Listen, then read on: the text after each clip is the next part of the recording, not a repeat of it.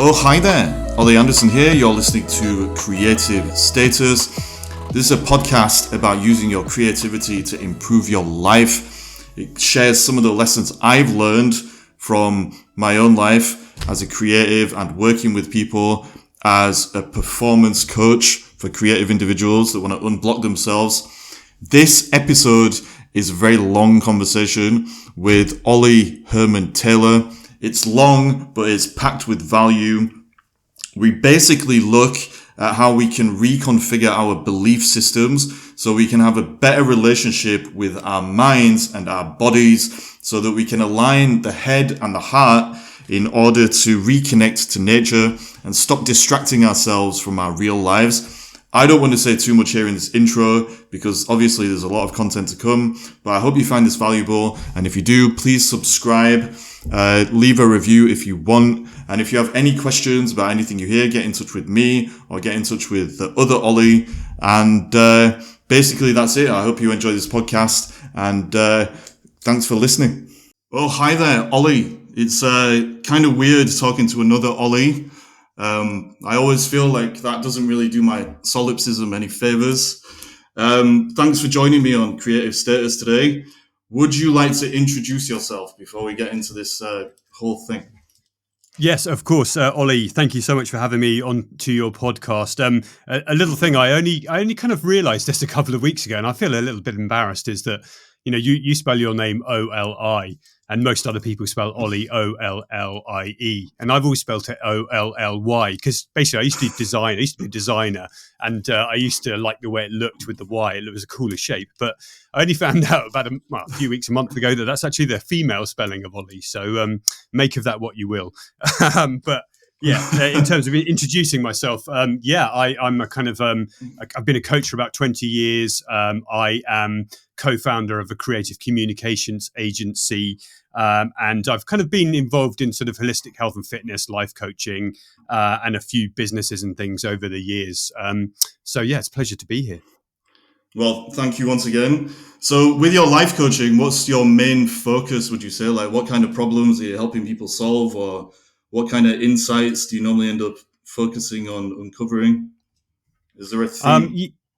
Yeah, I mean, there was. I have to say, actually, I should have said I'm a retired kind of coach. I kind of hung up my coaching spurs, I think about a year and a half, about 18 months ago.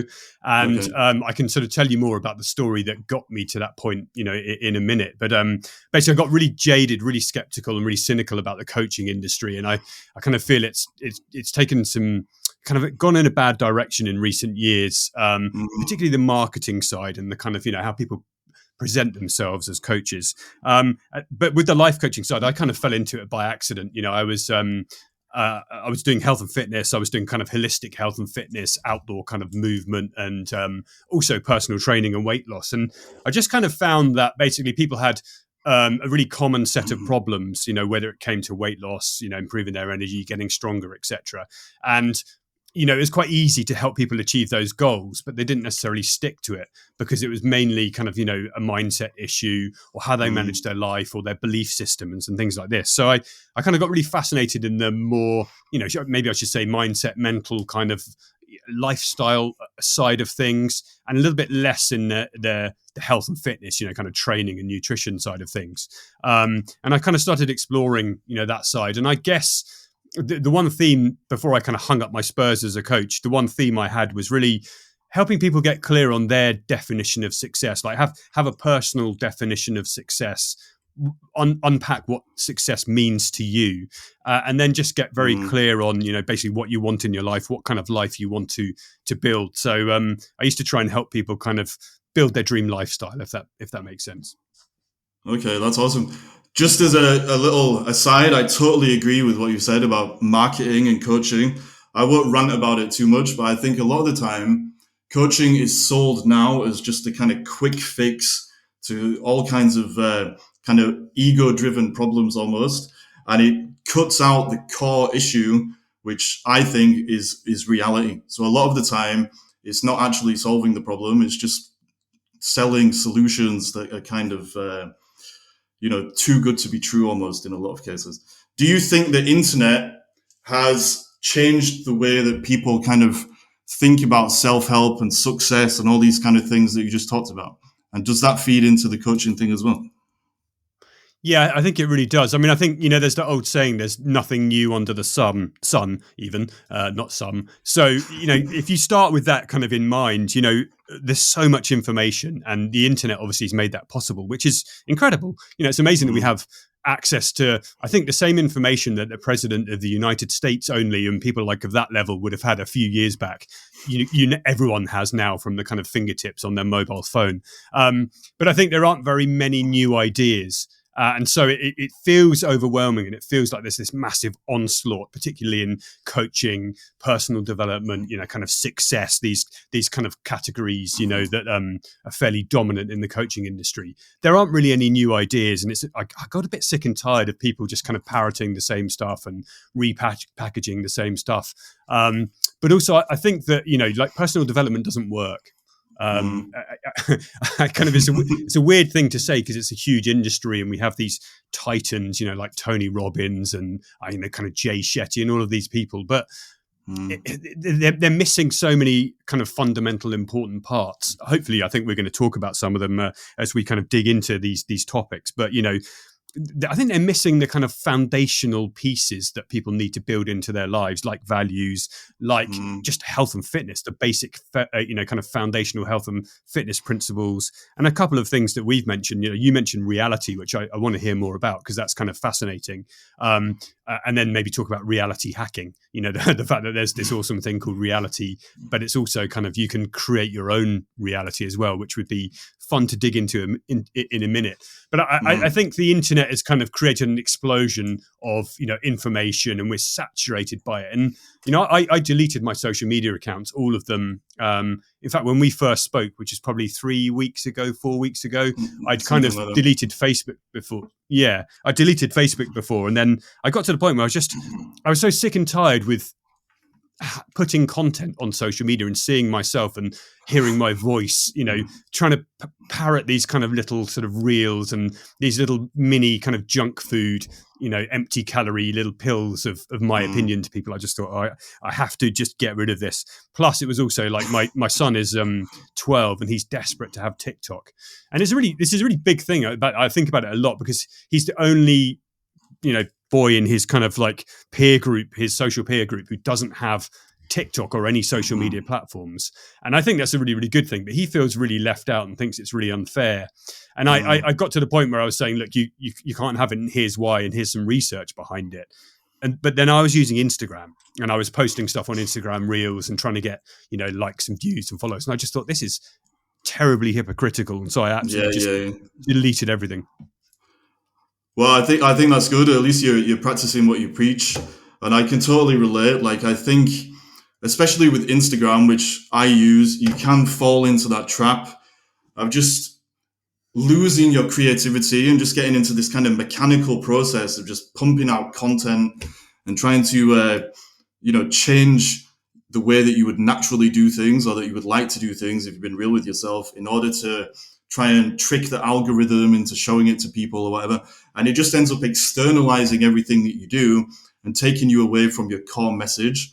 I think it's really cool that you mentioned that quote from Ecclesiastes, that there's nothing new under the sun. Because for me, when we were talking about the reality stuff, that's actually what it kind of comes back to. This idea that there is nothing new under the sun, that there are certain things about human beings that are just timeless. And I know that this is something you're interested in as well, actually, with the hero's journey and all that kind of stuff. And that human nature really hasn't changed and probably never will change that much. But because we're caught up in the information age, and we've got all these reels and these TikToks and all this information economy where everyone's screaming for attention, it's just causing people to try and put new SKUs on things in terms of the information that they share, that aren't really authentic and that are disconnected from the truth about what human beings are. Do you think, first of all, that's true? And if it is true, do you think that's kind of caused us to end up in what you called a cultural vacuum in one of the previous conversations we had? Yeah, I mean, I think so. I think that life is pretty simple. If you strip away the kind of layer of technology and the digital layer, let's say, life is actually, it's quite simple. Like, you wake up in the morning, and that's because there's something called a circadian rhythm. There's like a biological oscillator, which is it's like a clock, an internal clock that we're tuned into whether we like it or not. So we wake up in the morning, and there are cues that kind of make that happen, one of which is kind of sunlight. The sun rises outside. You need to kind of basically go and find some food, probably, and some water, and then you need to move your body to do that. And then there's probably there's some work to be done. If we look back ancestrally in a kind of like hunter-gatherer kind of, I'm using inverted commas there, but, kind of more ancestral lifestyle, things haven't actually changed a huge amount since then in terms of our needs. We need shelter, we need food, we need kind of water, we need love, we need company, we need, kind of emotional connection, and we need some kind of purpose. That's about it. Not much has actually changed. It's just that we live in very kind of complicated, kind of societies where I think, life feels like it's speeding up. The pace is increasing. And alongside that, stress levels, chronic stress levels, which is long-term kind of exposure to stress that doesn't really diminish, that is just increasing as well. And I think a lot of people struggle with that. But if I agree with what you say. If you take it back to kind of like brass tacks, basically, things are fairly simple, the things we need and the things we're designed to kind of do. And I think the further we've moved away from that, the more we've suffered in terms of health, certainly, and kind of mental health as well, I think.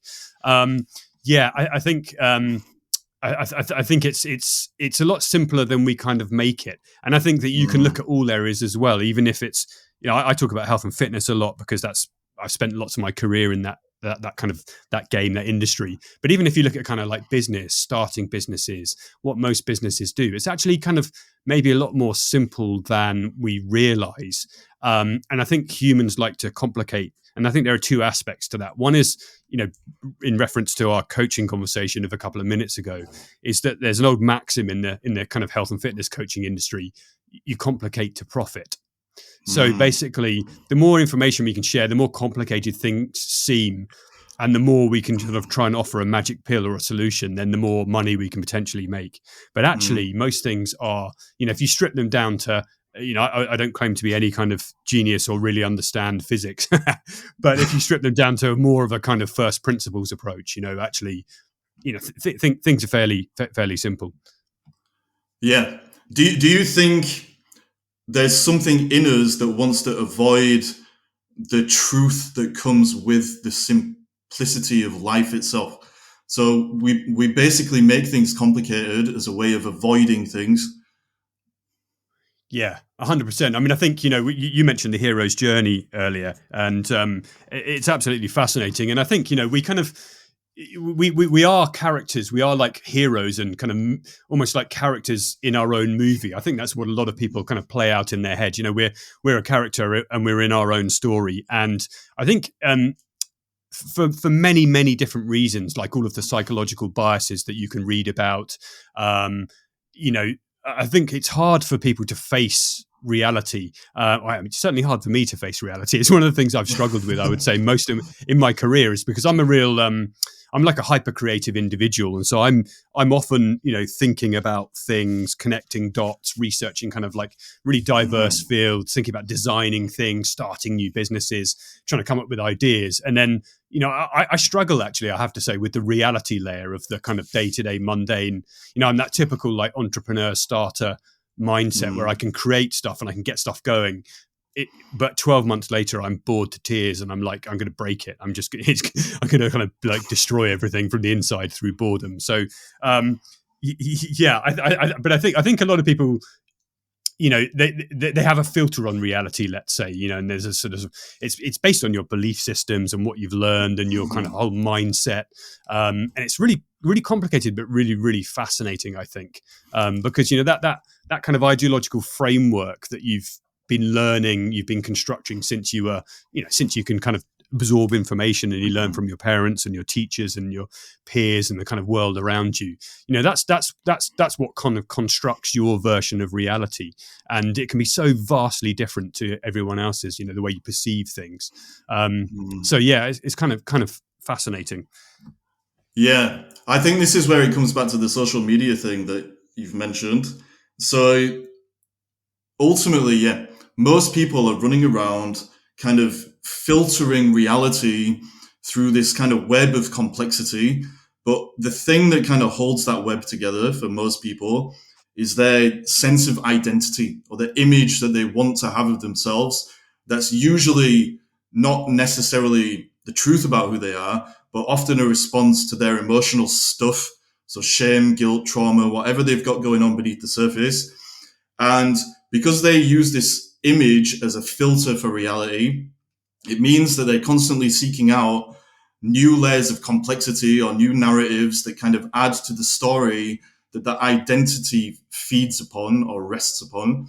Social media kind of comes into it because it allows people to keep kind of adding layers and sharing that version of themselves with the rest of the world. And by doing that, it almost makes them feel that they are that version. So there's a kind of escapism to it, which is kind of causing, I would say, a lot of problems in the world. I don't know if you agree with that, though.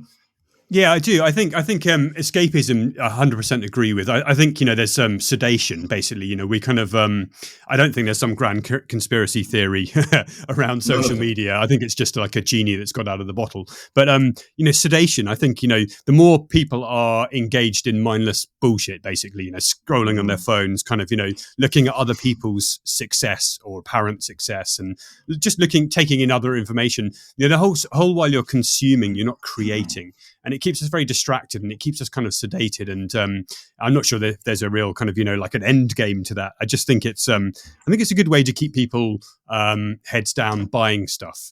But I would say the other thing as well as kind of mm, entertainment and that whole layer. And I think there's a validation layer as well. And I think that people they're filtering, aren't they, based on what you said, to justify themselves, justify their position, to look for evidence to back up mm, that mm. story. So you most people have a story in their head of who they are, what they're capable of, and their kind of limitations, and those sorts of things.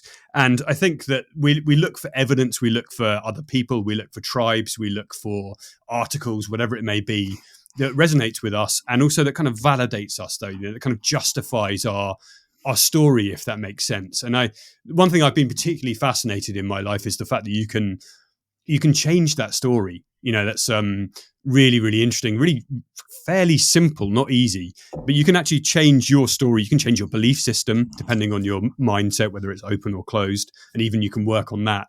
But and then when you change your story, when you change your belief system, you can start to change your reality. And I think that's super, super cool. And there's a term I came across a couple of years ago called reality hacking. And I was really intrigued by it because it filled in it kind of gave a label to what I've been trying to describe to people for years and years. And it sounds cool and it sounds a bit mystical and a bit like magic wand, but it's totally the opposite of that, which is what I like about it. And it's the fact that the choices and the decisions you make on a daily basis Yeah. form the patterns of behavior and habits that you have, Mm. and that equals your results.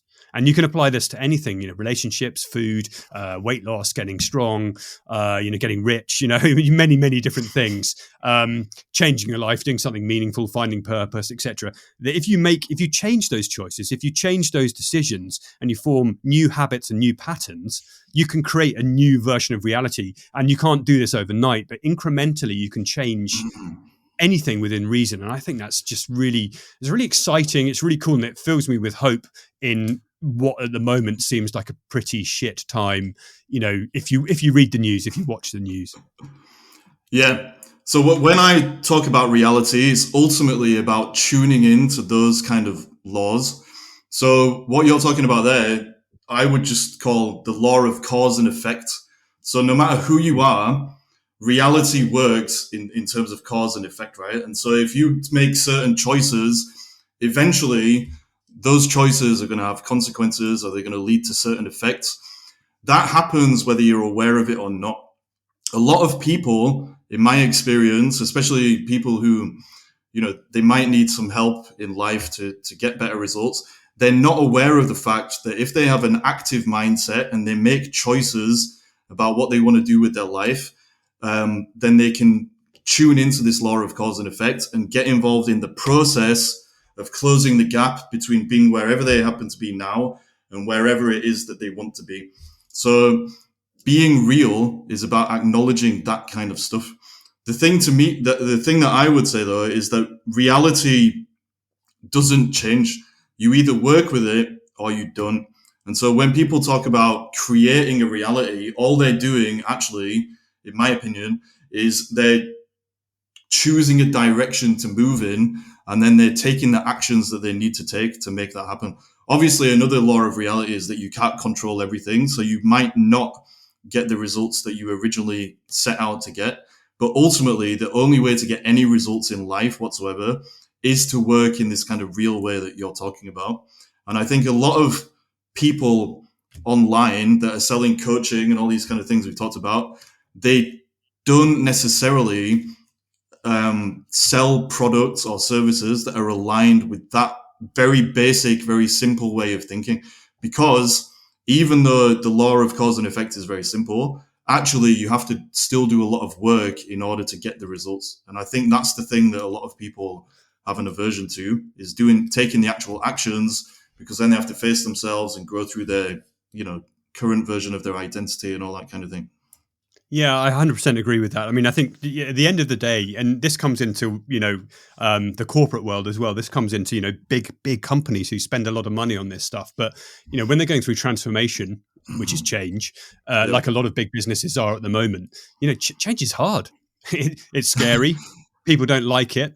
They're fearful of change because it means, it could be threatening. They don't quite understand how to orientate themselves. And so change is hard, and it's particularly hard for the individual. So you hit the nail on the head, with the coaching industry, is that one, stuff is quite simple. Two, simple stuff is quite hard to sell unless you package it in a really sexy way and hype it up.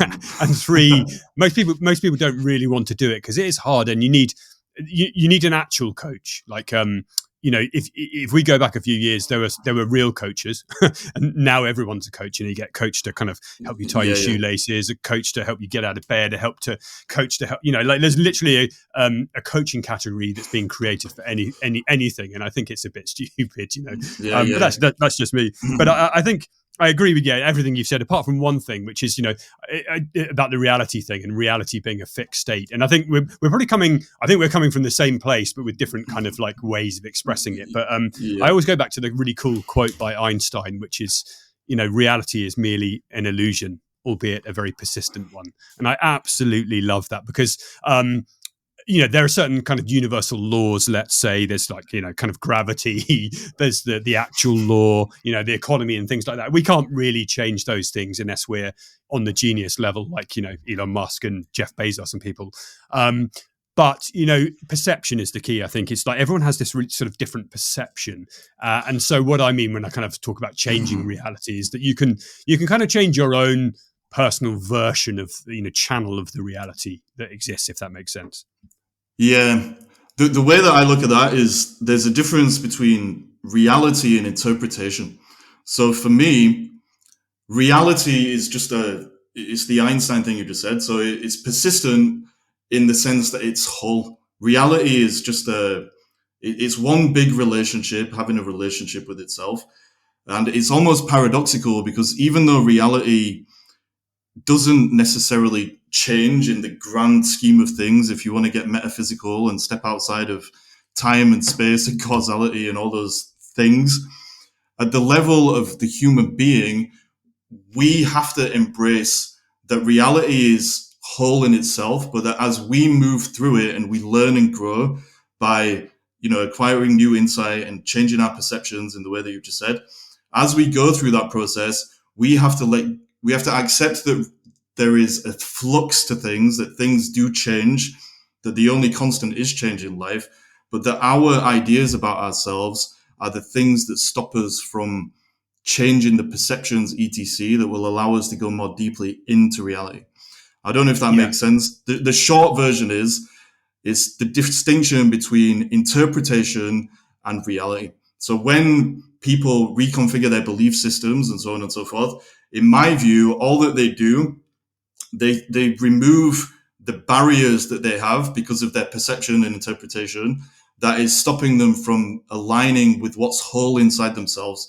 So for me, what's whole inside the individual is normally their true values and their true intentions. And then whatever limiting beliefs, etc., need to be cleared out of the way to stop them from acting on those things. And I think, like you said, we're saying the same thing ultimately, but the interpretation thing is what causes a lot of problems in society, I think, because people have interpretations of themselves that they get attached to. So that's the self-image stuff that we mentioned about social media. They have interpretations of the world, so their political points of view and etc., and then interpretations of reality where they might think that the simple laws we've talked about, like cause and effect, they think those things don't exist for whatever reason, or other erroneous assumptions ultimately about how things work that stop them from moving and flowing in the way they need to. Yeah, I think that's very nicely expressed, Ollie. And I think that the beautiful thing, ultimately, at the end of the day, is that humans are super adaptable, and we've adapted to kind of pretty much every environment on the planet, and that's why we're still here, kind of thing. We're very adaptable, and I think you can take that down from the species level to the kind of individual level. Is that there's however stuck you feel in life, there's a lot that you can do, a lot of inner work you can do on yourself that can change things and improve things and really make a huge difference. But exactly as you said, it's not always fun and it's kind of hard. And I think the thing is that something you said earlier about the kind of coaching industry and marketing and the internet and social media things, that like I've studied marketing a lot because the kind of the agency that I co-founded, we started off doing kind of marketing, but what we called like aspirational marketing, so story-based marketing, because of the whole ultimately the reason I like hung up my coaching spurs and stopped calling myself a coach and kind of left the industry was because I knew I was really good at what I did and I could really help people. But I really, really struggled to market myself. I struggled to get clients. I struggled to make people understand what I did in the face of so many other coaches who are willing to just basically sell hype. And I think the thing is that ultimately there's a marketing model that was kind of created in, the 50s in America. And you can read up on some of this stuff, which is quite fascinating. But essentially it's the consumer, kind of model of the fact that you're a bit broken, your life's a bit shit. There's a lovely product or brand or service that you can buy, which will make you better, more desirable, better, more successful, whatever it may be. And I think that the thing that really got me, and the thing that I kind of like started really fighting against, and then realized I just needed to kind of unplug myself and reboot myself, which I'm doing at the moment in my life. As I'm going to be 46 in a few weeks' time, I'm kind of reevaluating lots and lots of stuff. But ultimately, I was pissed off more than anything with the coaches who sell coaching to other coaches. So really, actually, it's not the coaches so much; it's the marketers, it's the business coaches, it's the marketing coaches who. I got inbox messages every day with like, "Hey, Ollie, I love what you do," and I literally they don't know what I do. And do you want me to help you build a 6 or 7 figure business?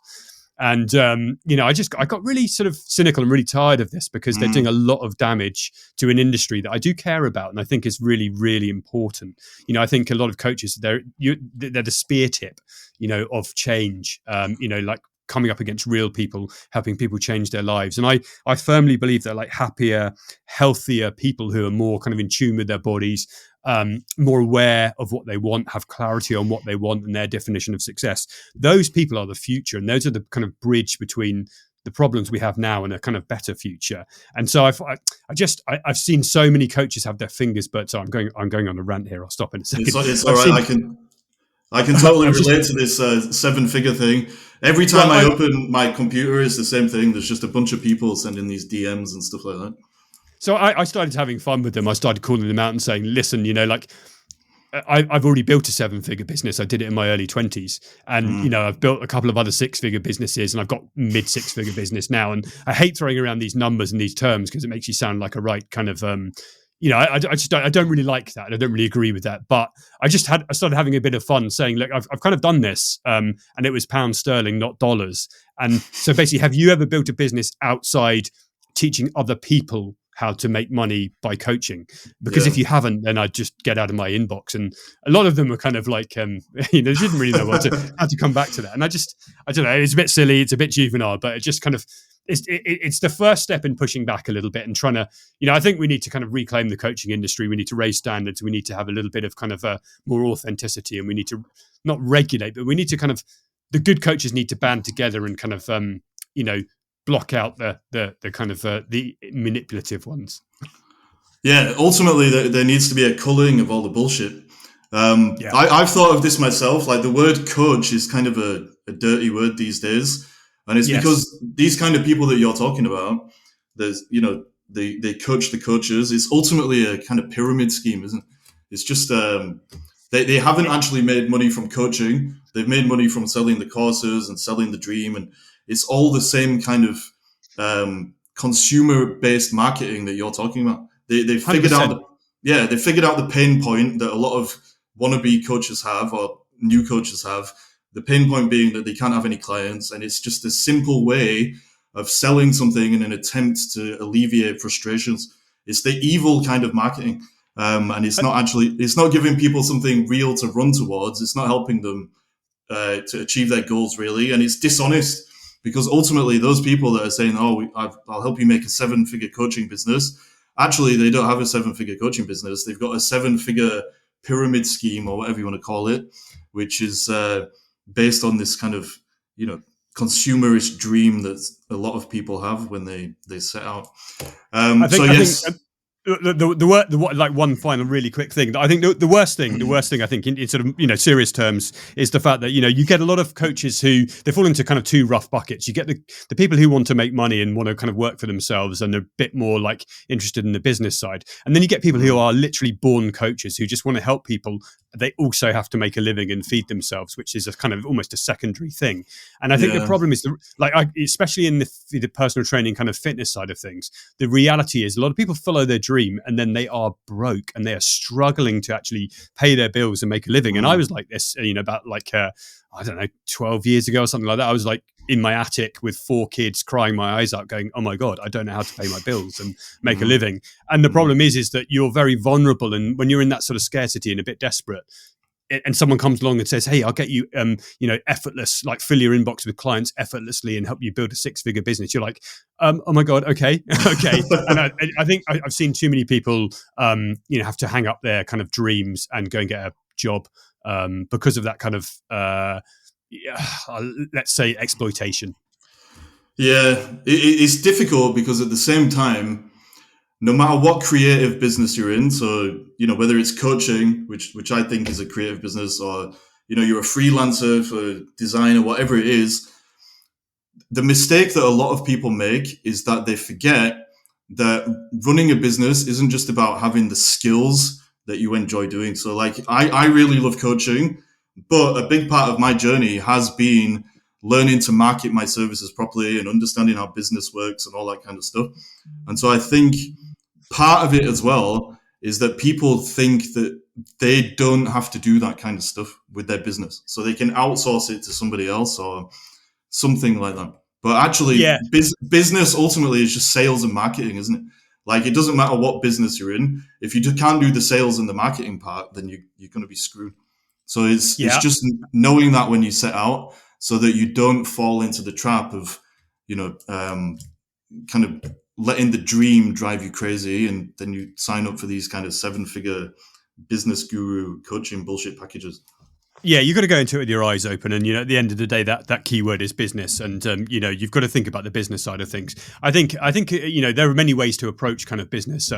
My first business, I didn't have a clue what I was doing. I had no design experience. I'd never been trained as a designer. Literally, like, no experience whatsoever running a business. But I was like, I'm going to do this. I love this. I'm fascinated by it. It's all I really think about, and I think I can do it. And I'm just going to go and have a go. And people said, "Oh, the industry, which of snowboarding clothing and, apparel." Everyone was like, "Oh, and it's way too crowded. There are loads of big companies. You'll never do it." I remember trying to raise £5,000, which is not a lot of money, from my kind of my family, basically. And I remember they put me through a bit of a dragon's den and had to pitch and stuff. And then, a couple of family members basically shot me down and didn't help and wanted lots of equity and stuff like that. And I think I wasn't kind of like, "Oh, I'm going to show you," but I just I just failure wasn't an option. I think I was so naive Yeah. that I didn't think I would fail, and I didn't. And I built a business that I loved, Mm. and was successful. It wasn't massive or anything like that, but it was big enough, and it was cool, and it was just like a dream come true.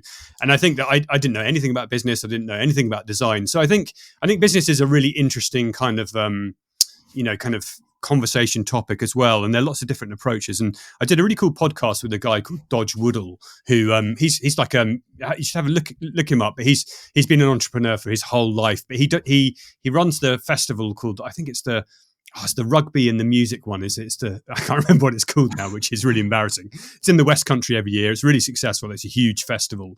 And basically, I think that he was saying that the thing that's always helped him in business is being naive. Is like not thinking about, well, what's gonna work, and what would someone with an MBA do. It's just like, oh, I think I could do this. I'm going to have a go, and not really, just not letting in the problems.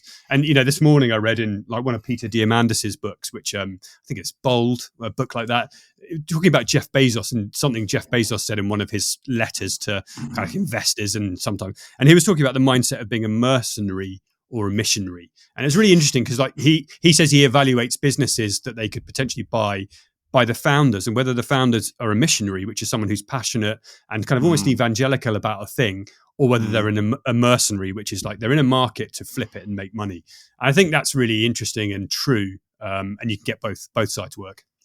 Yeah, I love that thing you just said about being naive, because I think it actually circumvents a lot of problems that being too sophisticated or wise with your thinking can cause when you're setting out. So yes, if you've got like a plan and you think you've got it all figured out and you know everything, then you're not going to be open to learning. And actually, that's going to actually set you up for failure, more likely anyway. And so if you've got this attitude that you're just going to go out there and you're going to, have you heard that expression? You're going to jump off a cliff and build a helicopter on the way down. Then, yeah, I think it's my life. I think that's how I live my life. Yeah. So that attitude, you can only really have that if you are a little bit naive. And so in order to get these creative results and to kind of be aligned with reality, you have to kind of get out of your head and just do it and kind of respond to what's happening in reality as you move forward, rather than just letting your assumptions and your thoughts and your ideas lead the way completely. Obviously, you need to use your brain. You don't want to be so open-minded your brains fall out. But this creative naivety, or whatever we want to call it, actually is a very healthy thing, I would say. I think it's vital. I think it's really, really important, because ultimately a lot of these things you can't reverse engineer. You can't go in with a business plan that's got everything locked down and predicted and kind of accounted for, because especially if you're doing something that is, and I haven't ever like innovated or anything like that. I designed snowboarding jackets, and some of them are really cool and different, but it's not like reinventing the wheel. But I think a lot of the cutting edge businesses that I read about, I'm fascinated with kind of innovation with a sustainability focus. You're in very new territory. It's kind of brave new world, and so you can't really predict a lot of the stuff. So I think that creative naivety, I think is very, very powerful. But I think that naivety in general, and a lot of people think it's a bad thing, but it's not, because it's not that you're being bloody minded and you're denying failure and shutting your mind to all the potential problems. It's just you're just not even thinking of them in the first place, and somehow it's often leads to greater success than if you try and second guess everything. Yeah. And I think a lot of the time thinking about the problems just perpetuates the problems, or it gives you problems that you don't actually have, and it just puts obstacles in the path. That doesn't mean problems aren't going to arise, but actually if you've got this attitude of just dancing with reality and responding as things happen, then you're more likely to just keep plowing forward and not tripping over yourself. It's like there's the Zen thing about the beginner's mind. That You should just have a beginner's mind as you go into everything. It's the same kind of principle, I guess. Yeah, the curse of knowledge. You know, we in our early workshops when I founded that kind of agency I've got, we were basically, it was me who'd been a, you know, health and fitness kind of Czech practitioner for years and trying to sort out my own marketing problem. And my business partner, who's Italian, he was similar, but he was like a web designer, photographer, and he was trying to sort out his marketing problem. So we kind of did loads of research for a year on story and the hero's journey and kind of like aspirational marketing and et cetera, et cetera. And we started teaching workshops to other kind of micro and small business owners. And it was really, really funny. I've completely forgotten the point I was going to make here. What did you just say? What was the last thing you said before I interrupted? The last thing I said was about the beginner's mindset. So the Zen thing. That's it. Sorry. Yeah. And so we one thing we started teaching, which we got from this really cool book by Lee Lefevre, which is The Art of Explanation, I think it's called, is like, we repackaged it and called it The Curse of Knowledge. And it's exactly what it said. It's like, once you're an expert or once you are very familiar with something or you've learned something, it's almost impossible to put yourself in the mindset of a beginner, to go back and understand what it's like to not know that thing. And they did this really cool experiment at Stanford with like tapping. I won't go into detail and bore people, but like basically it's a good book. And if people want to find out more about that, it's like The Curse of Knowledge is a really interesting thing to look at and understand. And if you are a coach or if you are someone who's trying to market yourself, then The Curse of Knowledge is also really, really useful to understand at what level you need to talk to people at in order to engage them. Yeah, it's interesting. I think this knowledge thing is really interesting, just in general, and it's kind of bringing us back to a theme we've talked about before, which is this kind of, you know, the mind-body duality, and how social media in particular is kind of leading people to kind of get stuck in their heads. And just to kind of demonstrate why that's a theme, potentially, this thing about knowledge that we're talking about is ultimately there's two kinds of knowledge. There's conceptual knowledge, and then there's experiential knowledge. Obviously, to be a holistic human being, you need to make the most of both of those types of knowledge. But if you've only got the conceptual knowledge, then actually you're just stuck in your head, you're caught up in your mind. It might not have any connection necessarily to reality, and quite likely it's going to be concepts that are just going to keep reinforcing this story that you want to tell yourself, so that you can stay where you are, stay in your comfort zone, and not have to face all of the, you know, shame, guilt, trauma, emotional stuff that you might have going on beneath the surface. The experiential knowledge is more about moving away from those static ideas and concepts about yourself and the world and reality.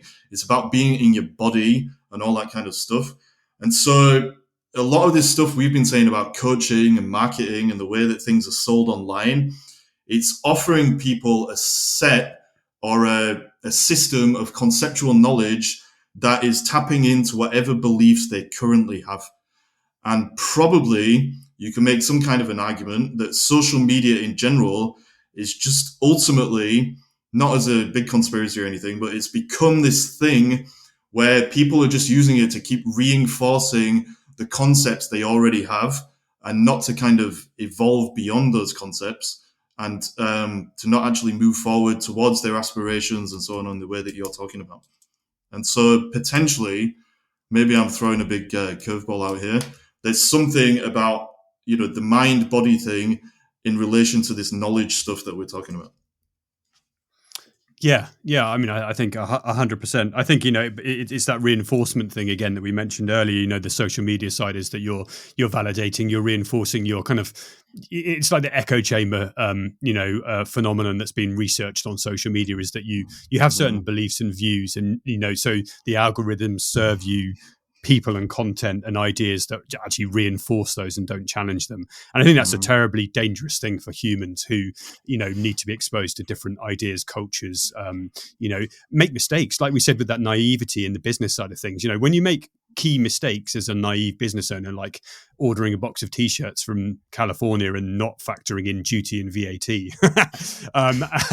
you don't do that twice. You never make that mistake twice. But no, I think you're absolutely right. I think that, you know, where did we start this conversation? We started it with like simplicity in some ways. And I think, the mind and the mindset is is incredibly powerful. And so we need kind of both types of knowledge. We need the conceptual and the experiential. But actually, I think nowadays, more important than anything else, for a period of time, is to allow people to get out of their head. And what does that mean? Is to be able to get people to listen to their body. There's a really interesting concept.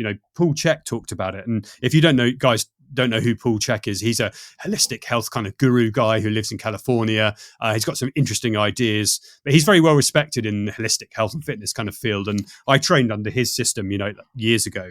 And he always used to talk about listening to your body. And it's really funny, kind of, if you look at, maybe this will bring things into kind of perspective a little bit regarding social media. If you now look at much of what he spoke about 20 years ago, 10 years ago, 15 years ago, ideas, concepts, they've now been repackaged as biohacking.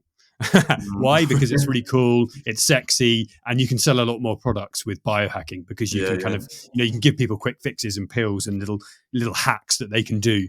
But ultimately, and I think a lot of people would benefit from listening to their body. So getting a little bit out of their head, getting more in tune with what their body is telling them, because your body is absolutely incredible. It's like, somewhere between 37.2 and 50 trillion cells in an average human body, which is, if you think about that, that's insane. And they're all working in harmony pretty much and doing little jobs, but as a collective, as a cybernetic system, a kind of system of systems. And it's a miracle. I kind of not a particularly religious person, but that is the kind of definition of a miracle to me, that's possible. And I think that, our body has massive innate wisdom, and it knows what it needs most of the time. And it knows, it's telling us, it's giving us signals, little cues, pain, discomfort, how your energy feels, your kind of breath rate, your pulse rate, all of these different things to more complex things. It's giving you lots and lots of cues and telling you kind of what it needs. And we never really take any notice of that anymore. Very few people are not in tune with that, and they find it very difficult to actually get into their body and to kind of, people struggle. They struggle to not be distracted all of the time, because often, we're going to stray back into the head realm. But like when you get back into your body and you get in tune with your body, often it means unplugging and being a little bit more quiet, maybe going out into nature, being more still or moving. And unfortunately, because your head is attached to your body and your mind and body are kind of completely linked, people don't like what they find in their head when they spend time unplugged, not distracted, not scrolling social media, not listening to a podcast, not doing whatever. And that's a challenge. So I think, with simplicity in mind, there is these things called foundational health principles, and they're the most simple things like breathing, moving, eating, hydration, thinking, sleeping, etc. And if you can take care of those, if you can go back to absolute basics and start to kind of optimize yourself in the absolute base of the pyramid, the foundational health principles, then you will feel better. And the cool thing about it is that you'll be able to kind of, listen to your body more effectively, be able to understand what your body's telling you and your needs. And the healthier you become, and the more kind of, more you optimize your health, both mental and physical, that generally the more energized you feel. Generally, you feel happier, less depressed, more positive. And then literally, when you've got that foundation, the world is your oyster. And then you can go and binge yourself on like conceptual knowledge. But, you're not going to, you're able to kind of step in and step out. And it reminds me of another quote. I'm the sort of person who has this like weird mental like constellation of these random quotes, but they all connect these dots in my head.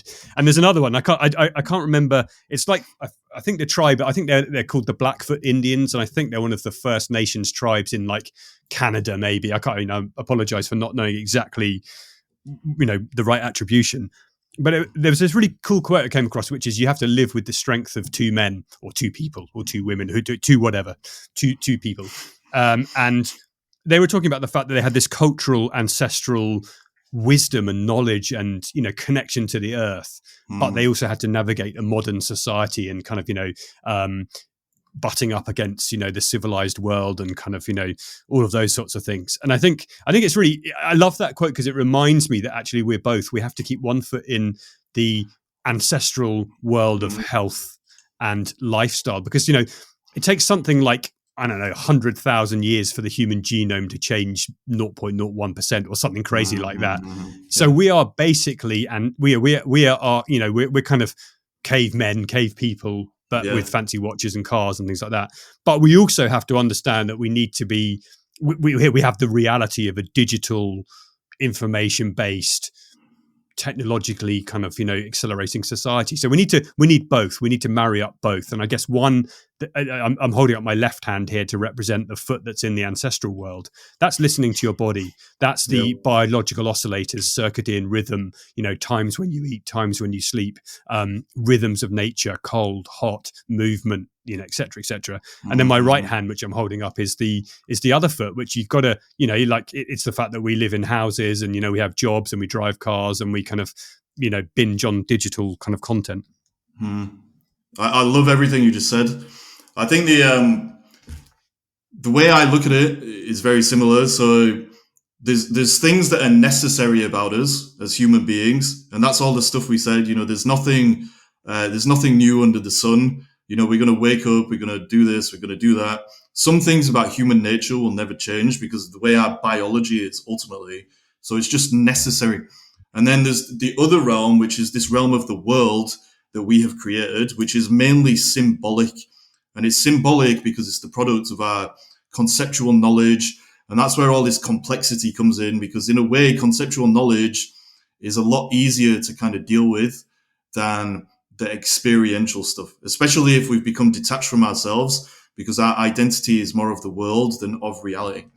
The thing that I was thinking when you were just sharing that with us is there's been a lot of studies and everything now that have shown that, you know, physical exercise, diet, those kind of things, those very basic, simple things can actually do a lot more for your mental health than, you know, popping some, you know, pills or whatever it is. Obviously not in all cases, but in a lot of cases.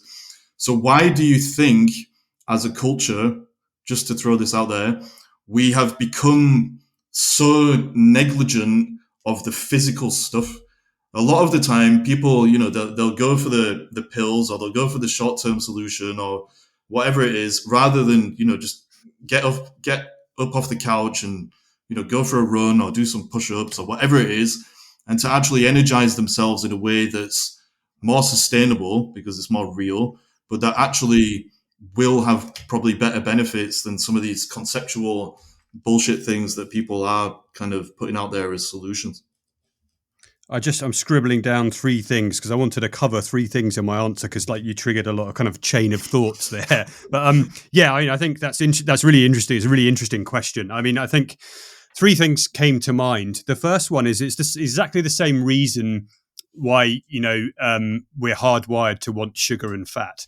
It's like if you're in nature and you come across like you know, a bee's nest and a kind of like honeycomb, basically a beehive, you're going to go and eat all of it and make yourself kind of sick, because we're kind of hardwired to want those things, those pleasurable things, you know, the kind of the dopamine hit inducing things, because it's that reward mechanism. So it's really hard to kind of you know, train that out of yourself.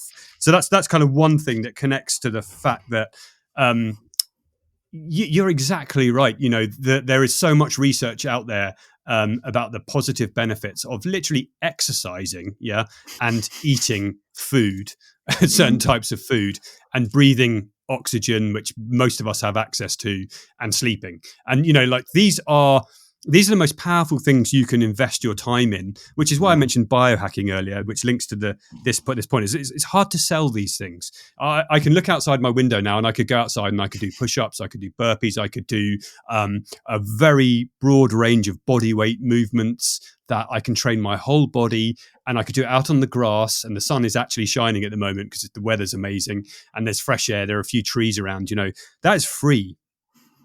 And yes, I have to know what to do, but it's hard to sell that. It's hard to package that into something sexy that is scalable and sell and make money from it. So I think the first point, the fact that we're hardwired to want the good stuff like sugar and fat, it's hard to sell the foundational health principles like breathe.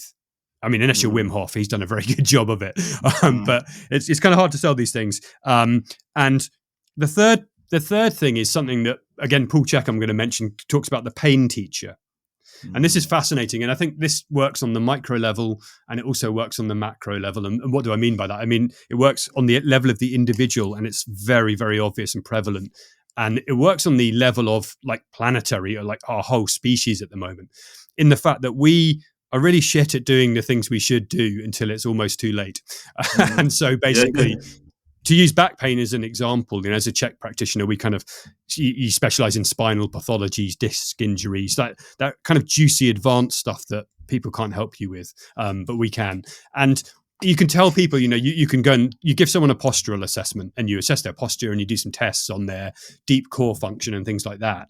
And you say, look, you're going to blow a disc, you're going to injure your spine if you're not careful. So you need to do like 10 minutes, 3 times a week of stretching, mobilization, and some corrective deep core exercises, to realign your posture, and you'll be fine. But people don't want to know that. They don't want to. It's boring. It's boring. It's not fun. It's not CrossFit. It's not like, swinging kettlebells around. It's not the latest biohacks. It's boring. But people go away and they won't listen. But then they blow that disc and they're lying on the floor for like 3 weeks in agony. They will come back and they'll do exactly what you tell them. It doesn't matter how boring it is. Yeah. And unfortunately, it's the place we've got to. And this, I've got 4 kids, and it's really kind of like, it really gets me. This is why I'm in a transitional stage in my life, this next thing, because I've come to the point where I need to change my life, and I need to do things differently and think differently and expand my mindset and give the rest of the kind of time I've got here on the planet, to trying to make a difference, to trying to change something.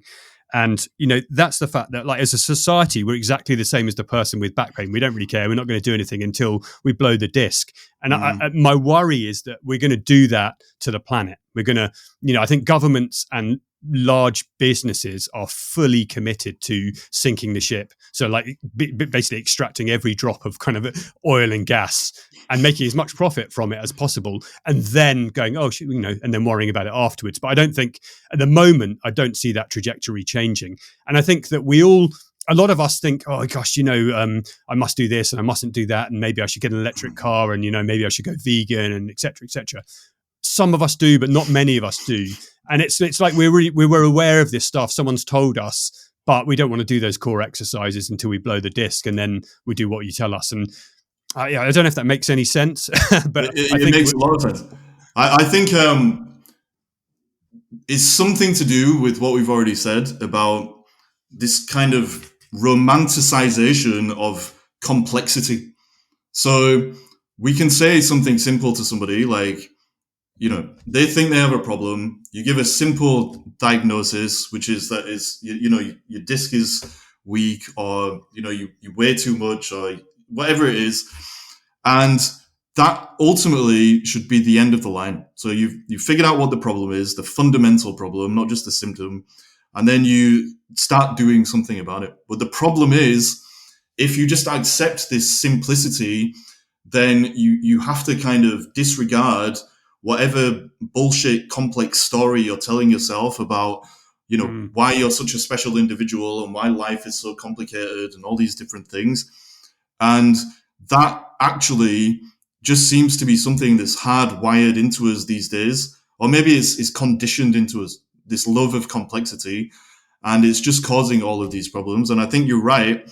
When it comes to the crunch, which may be too late when it comes to the destruction of the planet and all that kind of stuff. When it comes to the crunch, probably we'll wake up and we'll go, oh, okay, this is actually the problem that I've been trying to run away from. I suppose I should do something about it. But whether we'll do it on time or not remains to be seen, I guess. I think it's fascinating. I think another reason I kind of stepped back from coaching is because I realized I wanted to stop giving coaching answers. I don't know. It's difficult to explain what I mean, but I wanted to stop giving regurgitated coaching answers that I'd kind of learned from other coaches who'd learned them from other coaches in the kind of what's the word I'm looking for? The kind of like the history of our profession or something like that. But basically, I wanted to stop saying, okay, I know exactly what you need to do and I've got the answer and here's the solution, to actually basically saying, look, I think the set of problems we're facing have changed, and I actually don't have the answer. I don't know the answer, but I want to try and find some answers. And now I'm in this, like, I'm on the hero's journey. We talked about it earlier. I absolutely love it. It's one of the most powerful frameworks there is for understanding your life and putting your life into perspective and knowing at what stage you're in your life and helping make sense of this amazing journey and quest. And what I said earlier puts a negative spin on things like sinking the ship and, kind of the pain teacher, and that you're going to wait till the kind of proverbial disc blows before we do anything. I think that's one answer, but it's not necessarily the true answer. There's no truth, there's no right, there's no wrong. It's all just like no one knows really the answer. I think the thing is that, we can do something and we can kind of change. And like, to give a personal example and a personal story, so I know that I'm on the hero's journey now, and I know that now I understand this framework. I love the road of trials. Before I was like, 10 years ago, I was like, as I said, sitting in my office in the attic, there's a lovely Velux window up there in the roof and the sun was shining through it, but I'm crying my eyes out, literally like mid-30s, very scared, because I don't know what the fuck I'm going to do in my life. I'm like, literally, I didn't see a way forwards. And I'm not saying I was suicidal, thank goodness, but I was in a real pit and I was really in a dark place and I didn't know what to do. I didn't know how I was going to change things and pay the bills and look after my family. And I couldn't see any kind of way forwards. And now I understand the hero's journey kind of framework. I realized that, I was kind of, in the belly of the whale. And I think that was my kind of, crucial moment. But, we have this road of trials, which is to test us. It's really, it's like the universe or whatever you believe in, kind of just testing you and just saying, really? Are you sure? Really? Are you sure? It's like, like when someone pokes you and and they're really, really annoying. And they're like, you sure? Really, really? I feel that the universe does that to us or whatever. There's some force out there that kind of guides us a little bit, and it's doing that to us on the road of trials. And occasionally when you don't listen, just like the disc, just like the disc injury, you don't listen. Occasionally it gives you a kick in the teeth and like actually knocks you over, and you're like, oh, okay, shit, I need to go and reassess my life. So that's why it's such a powerful framework. And I realized that I've been there on the road of trials, and it was invaluable, and it was there for a huge reason. And I also understand how much more I've got to go on my journey. Yes, I've built some businesses and I'm 46 and I love my family and stuff like that. But I feel like such a beginner. I feel so naive in things. And now I'm looking for a new kind of way forwards. But just to put a personal spin on kind of everything I've said, going back to that kind of planetary thing and, kind of climate change and all of that stuff,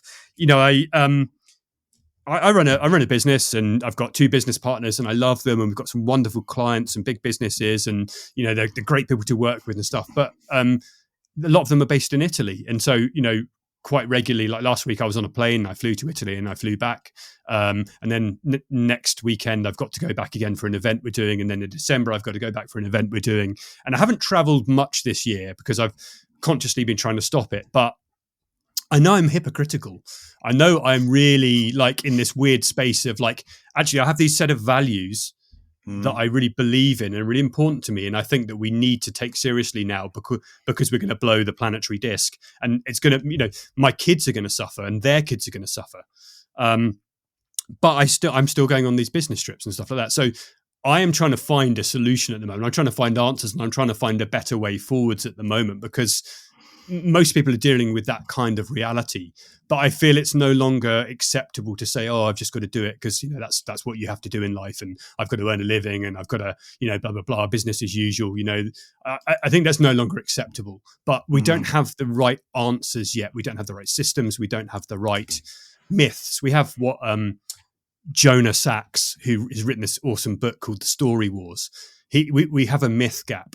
We've got these old archaic systems, infrastructures, and also myths, like kind of Christianity. I'm going to offend a lot of people here. I'm so sorry. But, like kind of religions and lots of these philosophical approaches as well, which are slightly out of date. And we don't have new myths that can kind of, show us the way forward. We don't have these new stories. And, go backtracking a little bit there, of course, you can reinterpret, kind of major texts of major religions and put a modern spin on them. And that's wonderful. And that does give people, kind of hope and a way forward. But I think as a society, in a sort of secular way, we have these gaps. We have this myth gap, and we don't have the answers yet. We don't have the new ways of thinking and ways to move forwards. And I really want to try and find some of those. And I think if I could do it personally and start to kind of stitch things together, then hopefully I can help some other people kind of get there as well. I think part of the solution is going back to what we've said, which is that, there's nothing new under the sun. So what's real about human beings is always going to be real. The human journey, this journey that we all go on over the course of our lives towards more wholeness in ourselves, more connection to ourselves, more connection to other people, more connection to life itself, and the road of trials and all the other stages that we have to go on to get there, that applies to all of us. When you were talking about the road of trials, like it's just so many people I've spoken to, and like myself as well. Not that I talk to myself too much, but stories I've heard in life, that road of trials, it's always just the case that you go in, you start the journey with one set of ideas, conceptual knowledge again about who you are, what the world is, what you're doing, blah, blah, blah. And normally, because when we set out on that journey, we're a product of all the conditioning and stuff that we picked up in childhood, the ideas that we're taking on the path with us are just unreal ideas. And so all that happens is we take these ideas out there, and then reality just keeps coming, sweeping over us in waves, and it just rids some of those unreal ideas. And as it does, we let go of the bullshit stuff, we hold on to the real stuff, and we get more and more whole, and we get a better and better understanding of what reality is, so we can get better results as we keep moving forward. And I think, in my view, the solution to this kind of problem that we're talking about of the world in general and people being stuck in their heads and we're in this cultural vacuum is just about taking that stuff, the human relationship that we all have with reality, which we can feel in our bodies in the way that you said, and then taking some of the thoughts and interpretations that we use to make sense of life and just making sure that they're more aligned with the way that reality actually works rather than how we want it to be. So in my view, like all the social media stuff that we see is causing a lot of problems because it's just about how people want to believe things to be. It is aspirational in a sense, in terms of like how it's about people telling themselves stories about how they want to be and the direction they want to move in. But a lot of the time, the story is written in ink that's unreal because it's about running away from who they really are because of shame, guilt, trauma, blah, blah, blah, all the stuff I keep talking about. And so somewhere there's a solution that involves taking the body stuff or the heart or whatever you want to call it and just aligning the head and the heart as much as you possibly can, which means you're facing the truth, you're not running from it, and that the story you're telling yourself isn't one that's just complete. It's one that you continuously keep writing as you keep learning because you've got this naive mindset that we talked about. So you're not blocking any new information coming in. Something like that. What that looks like is going to be different in the context of everyone's lives. But I think ultimately it's like you said earlier, that the body is a system within a system within a system. Well, it's also a system within a system within a system within the system of life itself. And so as long as you're aligned with that system and you're open to it with your thoughts and your relationship with your own body, then probably you'll be able to build something that's more aligned with the nature of things in general. So it's going to be more sustainable and all that kind of stuff. That was my ramble. Also, I've just noticed I've gone a little bit over the time, so sorry if that's bad for you. But anyway, sorry, what were you going to say? No, it's good. It's good for me. It's good for me. I mean, I was just going to say, yeah, I think you can keep rewriting that story you just said, and that's very key to remember. You can, you can rewrite it. You can rewrite it over again, and also understanding that hero's journey. We like a lot of people again have bastardized the hero's journey and used it for marketing now, and it's like, oh, great. What was your hero's journey that got you to being the guru that you are now? It's like the hero's journey doesn't end. Exactly. and also the road of trials doesn't really end as well because you just get a new one. You get a new one and you're like, oh yeah, I made it. And then you're like, oh shit, back to square one. So I think, I think, I agree with, the way you expressed everything there. Really, really nice. I think that key as well is simplicity, listen to your body. Ultimately, I'm a real firm believer in this is that like, actually, you know what you need to do. If you can, this is hard for people. If you can get quiet and if you can actually just, give yourself permission to kind of, go and kind of unplug yourself. If you can unplug from digital devices and go out into nature, it's profound. And it's powerful, and it will kind of unlock creativity and answers for you. And whether you agree with the kind of holistic hippie stuff or not, you forget that. Literally, it will make a difference if you can invest in yourself enough to go out and get quiet and just spend some time unplugged in nature alone. You get a lot of answers, and ultimately, I believe that we all know what we need to do. In most situations, it doesn't mean you have all the answers, it doesn't mean you have all the information, but you know where you need to head, and you know what the next moves are for you and the right moves. And I think that's really, really important. And basically, you were talking about individuals, and I think that that's the key. And before we started recording, I mentioned that there's a friend of mine yesterday filled in a massive missing piece of the puzzle for me, and I just wanted to mention that really quickly. Is that the individual, everybody, you, me, anyone listening, we're the key to changing things. And it's really, really, it's kind of the pennies dropped for me, and I haven't formulated these thoughts. So I'm going to kind of say it in a kind of not very good way. But the point is that, I talk about, I really like Buckminster Fuller, Richard Buckminster Fuller, and he was a great thinker. And he's got this wonderful quote, which I always say, but I can't remember. So I'm not going to say it now. But basically, it's like you never change anything by fighting the existing reality. To change something, you create new systems that make the old ones obsolete. It's that kind of idea. So I've talked a lot about the obsolete systems and the myth gap, and we've got these sort of structures and things that are breaking at the seams, but we don't have new ones. I had a conversation with someone yesterday who I haven't spoken to for several years, and do you know what? He was a really important person in my life, in the sense when I started my first business, who really helped me. And I spoke to him and wanted to have a catch up, and he was in hospital, and he's quite ill, and we had a really long hours conversation. And he was just talking about these amazing ideas. He's had a lot of time to think, and he's been reading a lot. He's been thinking a lot about deep things and connecting dots. And he just talked about how people are shifting things already, because people are adopting things, whether it be electric vehicles and the uptake in sales of electric vehicles, which are amazing, or whether it be kind of like new ideas, new models of behaving. It is happening, and people are adopting these things, and it's actually. We're not, the vacuum isn't that we're waiting for a new structure or kind of government or something to fill in the answer. It's actually individuals running with it and making it happen, creating the transition. So I've expressed that really badly, but I hope the kind of idea behind it makes sense.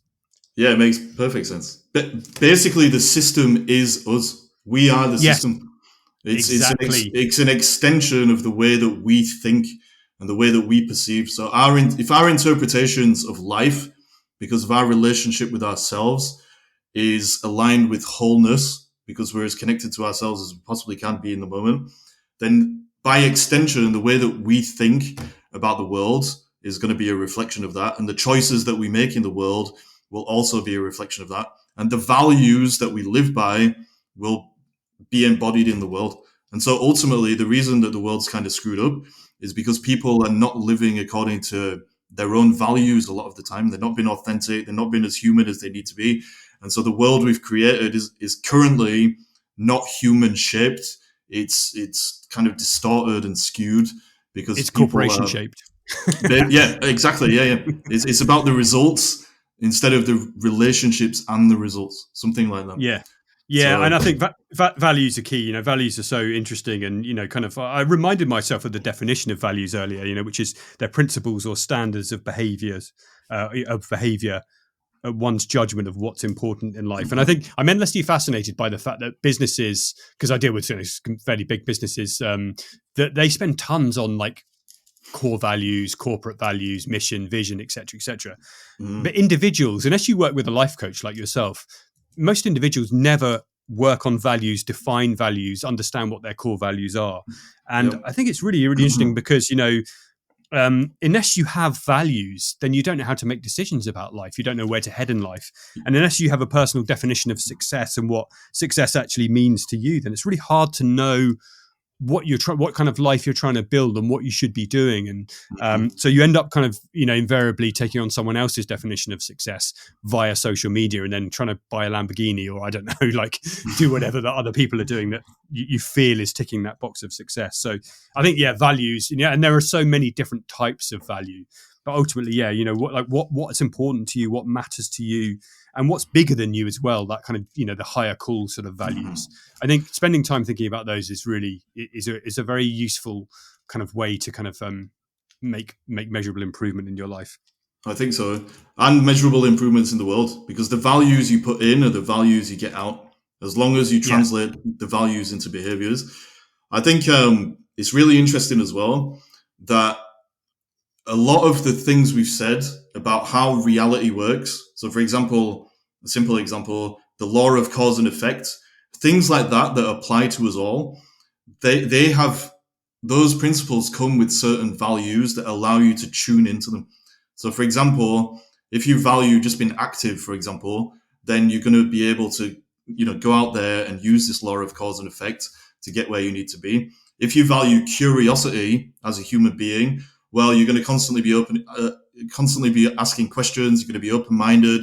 You're not going to get stuck in that the trap of conceptual knowledge where you're just locked behind your interpretations and you think that they're static and they're never going to change. So something I've been meaning to do for years and never actually just sat down is to think what human values are shared by all of us in alignment with this real kind of attitude that I like to talk about. I don't know if you've got any thoughts about that. Or...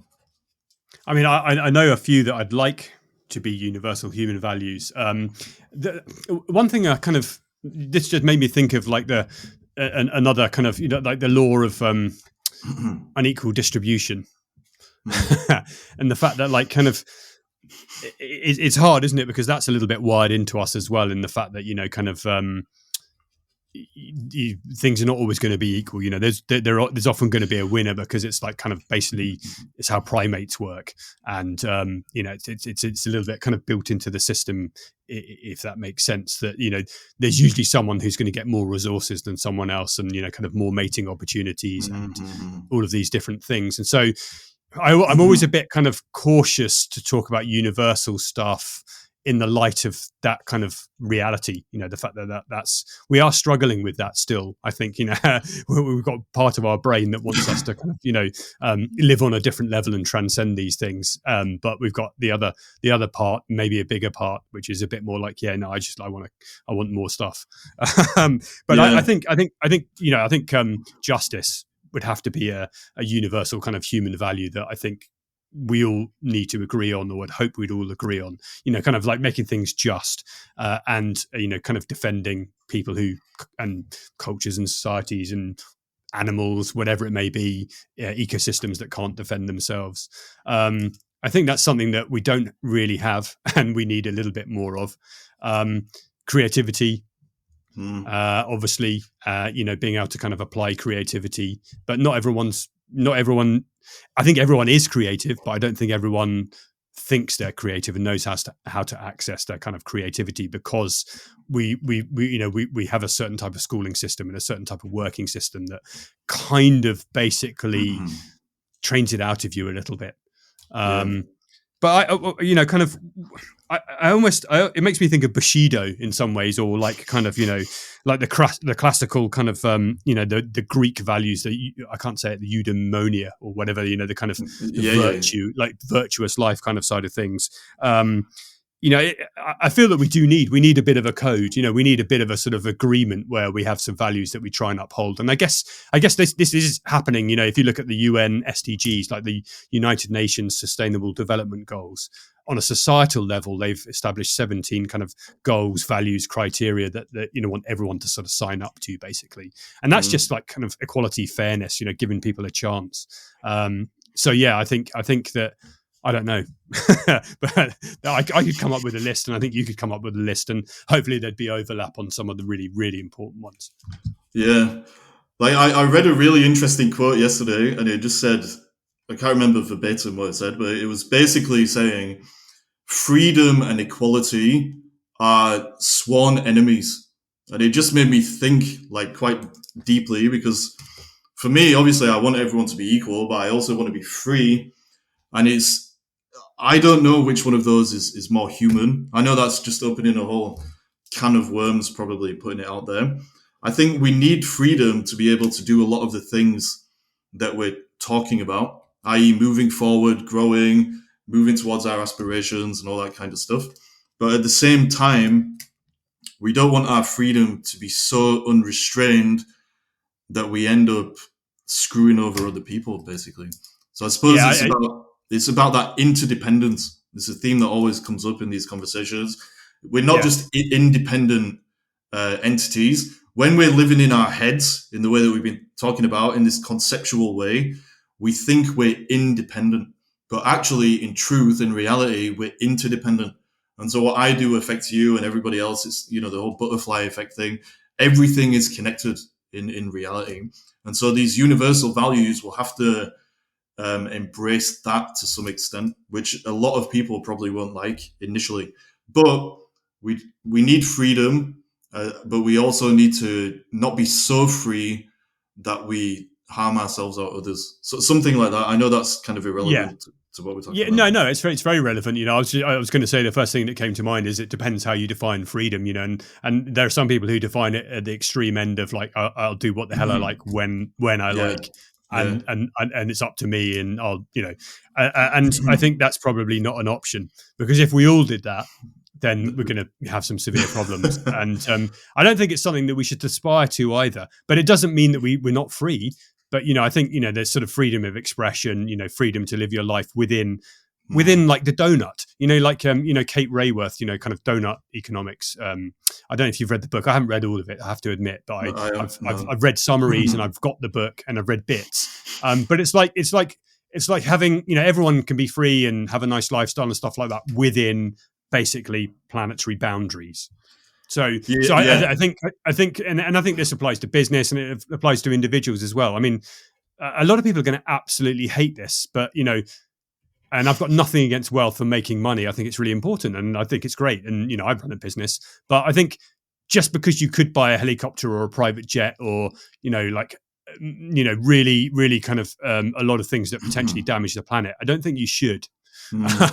And also, like a lot of businesses, a lot of big successful businesses are built on an extractive model, as in they dig stuff up or like kind of process stuff or use raw materials from the earth and make things. And the moment we're stripping the kind of boundaries of what the planet can supply. And so I think we should have that freedom, but within those boundaries to some extent. Yeah, I think that comes back to values again, because Yeah. the way I look at freedom is, it's like you said, you can't just do whatever you want. People think that is freedom, but ultimately there's short-term freedom and there's long-term freedom. And actually, long-term freedom is the one that you actually want if you want to live the good life, because it means you have to learn to control yourself. You have to look after your body, for example. You can't just eat every donut that you see or every, I don't know, pork pie, whatever it is. You need some restraint in order to be free and to move towards your vision and your real values in the long term. And so if there are universal values, which I think there are, it involves that. And ultimately, again, it comes back to this law of cause and effect.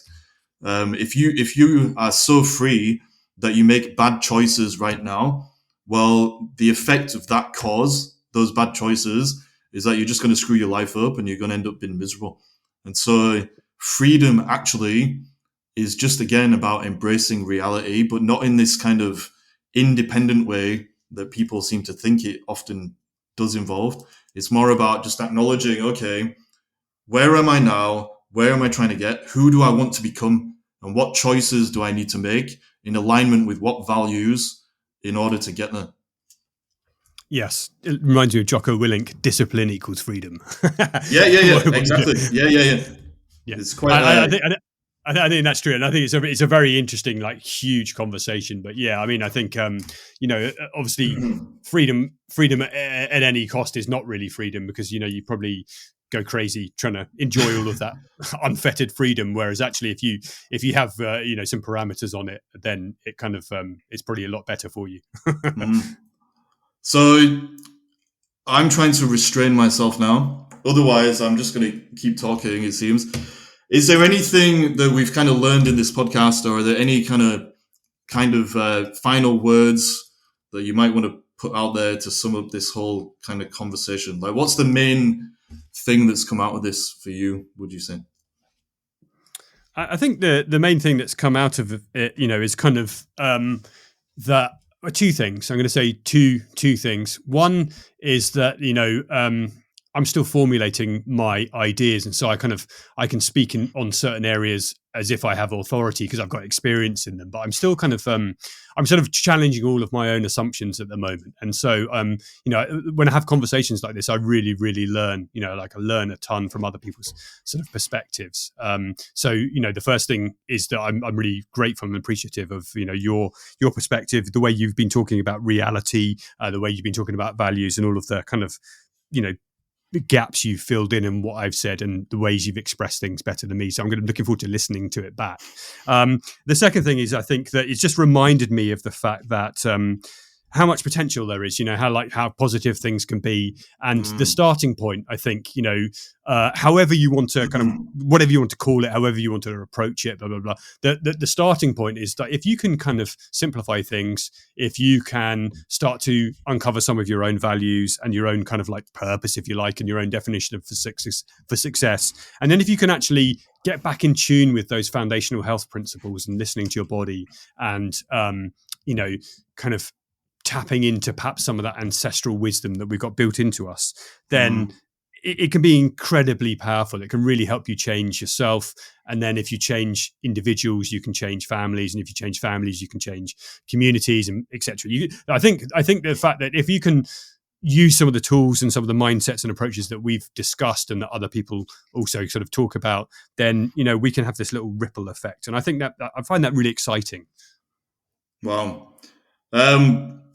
I'm really happy that you feel like you've learned something here as well. It's just sharing ideas. That's what I wanted to do with this podcast, is just have it be an exploration. I think I explained that to you before. So it's not just a Q&A kind of thing. It's like we're digging into things together. I've really enjoyed hearing the insights you've shared as well, especially some of the stuff about the body and just how you can take it to such a simple level. And if you can kind of act on that, probably, it is going to have the kind of ripple effect you just mentioned. Your body will ripple to the mind and so on and so forth out into the world. I feel like we could probably just talk all day, but I think I will wrap it up now. One thing I want to do in this podcast is get people on again, further down the line, just to see where people are and see if it's worth, following up on whatever insights have popped up and stuff. So if that's cool with you, obviously I'm recording, so no pressure, but if you want to come on again in the future, I'll definitely get you on again. I'd love that. Yeah, that would be my absolute pleasure. I think I think I like the way you sum things up there, and just don't underestimate. For anyone listening, don't underestimate that simplicity. These things like that we mentioned, like going outside, drinking water, breathing, kind of like moving your body, stuff like that, sleeping, being in tune with the circadian rhythms and stuff like that. It's so powerful. So don't underestimate the simplicity. But yeah, no, I'd love to come back on, and I'd love to dig into some other things. And I think my absolute favorite thing to do is like kind of discuss things and basically go off on tangents with a loose framework. So I think that you're in the right place then, by the sound. Yeah, exactly. I kind of knew I would be from our initial discussion, and I'm like, yeah, this is awesome because that's awesome. I felt that you weren't looking for a particular kind of performance, and no. So that's really it's been an absolute pleasure. So yeah, no, that'd be wonderful. One final thing, Olly. Where can people find you? So obviously your social media is it's not really up and running. You can find me in the middle of the woods in the south of England. I live in the middle of the woods. Just walk around shouting Olly. Yeah. No, I mean seriously. I mean, I'm on LinkedIn actually. I'm still on LinkedIn because of the agency I run. So it's kind of like I'm one of the co-founders of an agency called Rare Partners. So I'm on LinkedIn somewhere. I think it's probably like linkedin.com/Olly Hermon-Taylor. Okay. Apart from that, I'm not on Facebook. I'm not on Snapchat. I'm not on Instagram. I feel so proud of myself. It's really silly. I feel like it's so liberating to say you can't find me on Instagram. I'm getting a bit jealous, I have to admit. Yeah, do it, man. Honestly, I mean, I think everyone listening to this should go. I give you a challenge. Like, if you've been thinking about this for a while, go and delete your social media accounts. You're not going to miss out on anything, and you will be healthier mentally, and you will be happier because, literally it changes the way, there's research into this, but, we're not designed to be exposed to so much information, et cetera, but it will make you happier. You won't miss anything. And or if you don't want to delete it, just like have a digital detox for 7 days.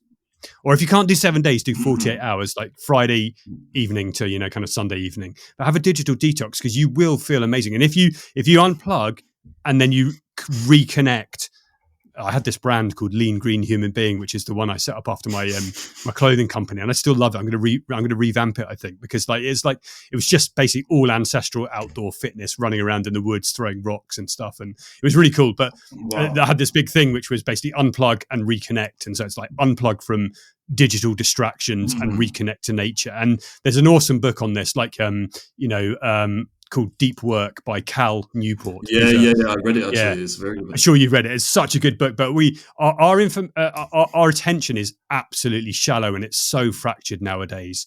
And when it's fractured and shallow and you're hopping around all over the place, you don't know who you are, you don't know what you're doing. And also it's very difficult to do meaningful work. And so basically if you can kill the distractions and go and plug back into nature and just be a little bit more still with yourself, you can get some really cool stuff done. You never know what you can come up with. So do that. Boom. Well, Olly, thank you so much once again. That was amazing, honestly. So I really appreciate your time today. And I'll talk to you again next time you're on. Yes, thank you very much, Olly. It's been really a real pleasure. Take care. Thanks, mate. See you.